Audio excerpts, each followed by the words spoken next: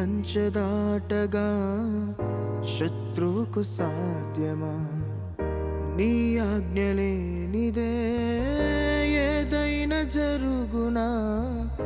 నీ కంచె దాటగా శత్రువుకు సాధ్యమా? మా దేవా నీవే మా తోడుంటే అంతే చాలును. అపవాది తలచిన కీడులన్నీ మేలైపోవును. మా దేవా నీవే మా తోడుంటే అంతే చాలును.